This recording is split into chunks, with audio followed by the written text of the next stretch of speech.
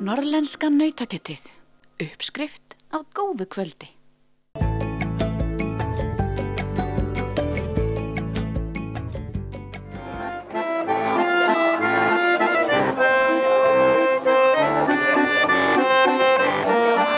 Bændamarkaðir hafa verið til allan heim í árþúsundir en þeir lyfta fram menningu og matarhefðum hvers svæðis á lifandi hátt.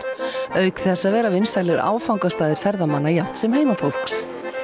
Eitt slíkumarkaður var opnaður í 250 ára gömlu pakkhúsi á Hofsósi fyrir skemmstu fyrir tilstuðlan Matís og þar að finna framleiðslu úr Skagafirði, bæði matarafurðir og handverk, en segja má að Skagafjörðurinn sé eins konar tilraunasvæði til að byrja með.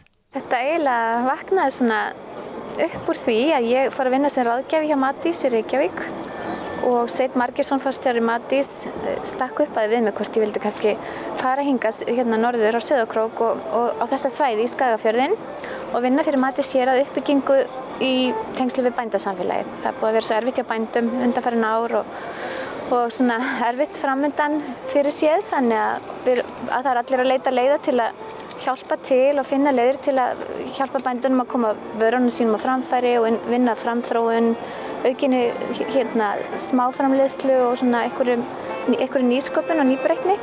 Og það eru náttúrulega allir bændur mjög margir að vinna í þessum málum, en það er svona verið að liðka fyrir og hjálpa til. Pakkhúsið á Hofsósi með elstu timburhúsum landsins, byggt nokkru fyrir 1780.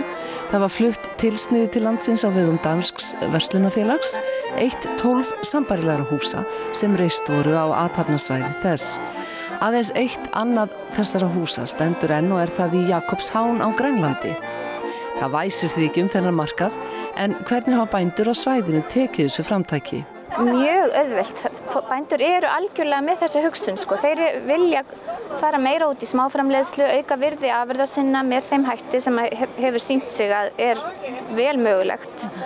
Og bæði hefur séð hjá frú Laugu og víðar að þetta er mjög góð leið til að auka virði afurðana. Að vinna hann áfram í eitthvað svona meira gúrmið eins og markaðurinn vill.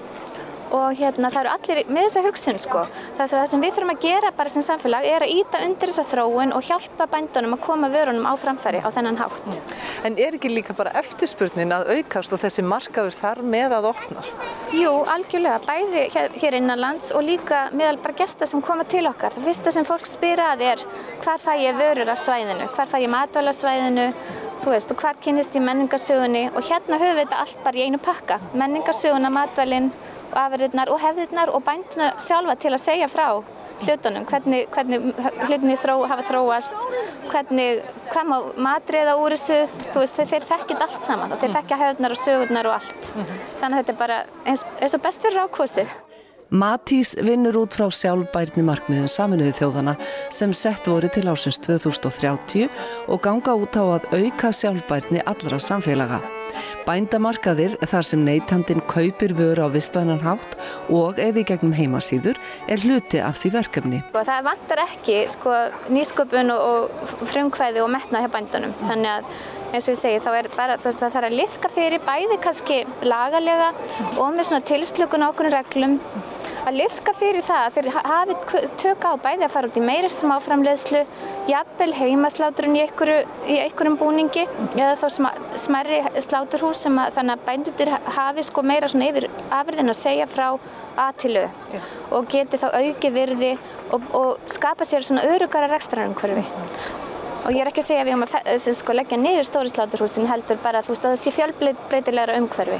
Það gætir ýmissa grasa á markaðinum. Kjöt, fiskur, grænmeti, krydd, blóm, egg, meira að segja kornhænuegg, sultur, bætiefni úr innmats og eitthvað sé nefnt. En svo nú ekki ónýtt að hlusta á harmonikkuleika meðan verslað er.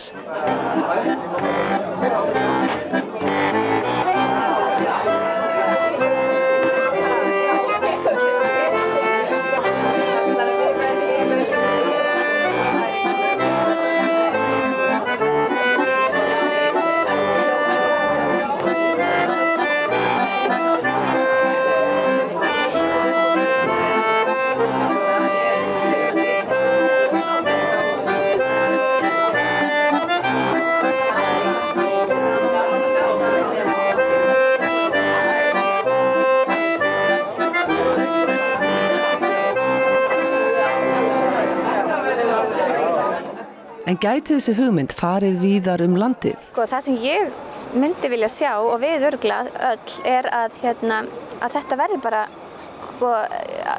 svona reglulegu viðburður á hverjum stað og jafnvel annarkvort í hverjum landshluta, jafnvel í hverju litlu þorpi, að það sé einhvers konar bændamarkur, einhver staður, helst náttúrulega gömul hús eða einhver sögulegu staður þar sem sagan áþreifanleg, þar sem að þessi vara kynnt og menningarsagan í heild sinni og ég veit bara fyrir víst að það sem ég hef kynnst erlendis frá þetta það sem að ferðamenn leita að þeir vilja fara í eitthvað svona kjarna í bænum þar sem að menningarsagan áþreifanleg og til staðar og svo náttúrulega kynnast matarafurðunum og þetta bara þetta svona heildarpakki sem gerir þetta allt. En mættu svo kannski taka málið lengra og segja svo þurfa að vera veitingastaðir sem að elda? Akkúrat, það var ekkert að byggja svo svakalega flott utanum þetta.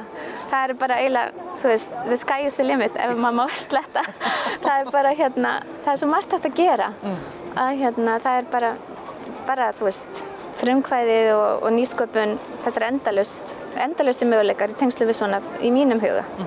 Að lyfta fram bara menningarhefðum, þessum góðu, hreinu afurðum sem við höfum. Við náttúrulega vitum að lömbin okkar þau eru nærast á fjallagrössum, upp til fjalla og jurtum og sjávarfangi eða þara og slíku í fjörum og þetta náttúrulega náttúrulega þetta bara mjög sjálfbært og vistvænt og við höfum bara auglýsa okkur sem slík. Þetta ekki afsláttarvara, þetta fyrsta flokks lúxusvara. Markaðurinn á Hofsósi verður opinn á laugardögum í sumar frá klukkan 13 til 16.